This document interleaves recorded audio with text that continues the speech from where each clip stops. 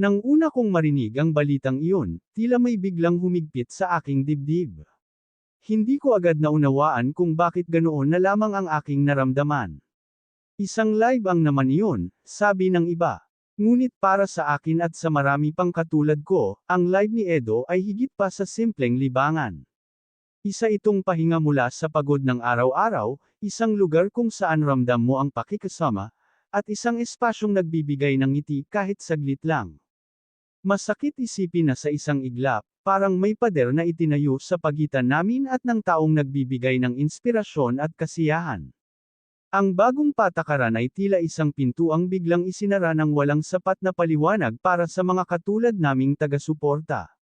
Hindi ko maiwasang malungkot, hindi dahil sa galit, kundi dahil sa pakiramdam ng pagkawala.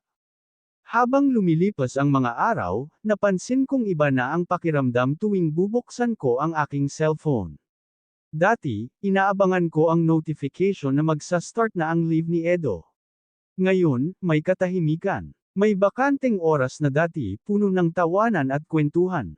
Sa katahimikang iyon, doon ko lalong naramdaman ang lungkot. Hindi ko sinisisi ng buo si Kailan Gaprab na uunawaan ko na bilang isang namumuno o tagapamahala, may mga desisyong kailangang gawin para sa ikabubuti ng lahat, ayon sa kanilang pananaw. Ngunit hindi rin maitatanggi na ang bawat desisyon ay may kaakibat na epekto. At para sa amin, ang epekto ay emosyonal, isang lungkot na hindi madaling ipaliwanag. Maraming tanong ang pumasok sa aking isipan. Kailangan ba talagang umabot sa ganitong pagbabawal? Wala bang ibang paraan upang maayos ang mga bagay nang hindi isinasakripisyo ang samahan at kasiyahan ng komunidad? Sa bawat tanong na iyon, wala akong agarang sagot. Ang tanging malinaw lamang ay ang aking nararamdaman, isang tahimik ngunit mabigat na kalungkutan. Sa kabila ng lahat, pinili kong unawain ang sitwasyon. Pinili kong maging kalmado at igalang ang bagong alituntunin, kahit masakit. Sapagkat naniniwala pa rin ako na sa likod ng bawat patakaran ay may layunin, kahit hindi agad malinaw sa lahat. Ngunit hindi rin mali ang makaramdam ng lungkot. Hindi mali ang manghinayang sa mga sandaling nawala.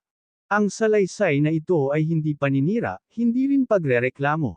Isa lamang itong tinig ng isang taga-suporta na nasaktan, nalungkot, ngunit patuloy na umaasa.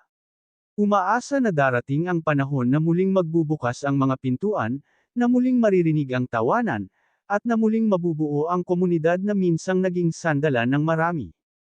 Sa huli, ang mga live ay maaring matapos, ang mga patakaran ay maaaring magbago, ngunit ang mga alaala at damdamin ay mananatili.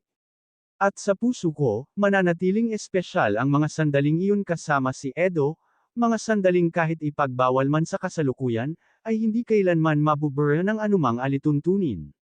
Hanggang dito na lang ang update ko mga kalingap, maraming salamat at God bless sa inyong lahat.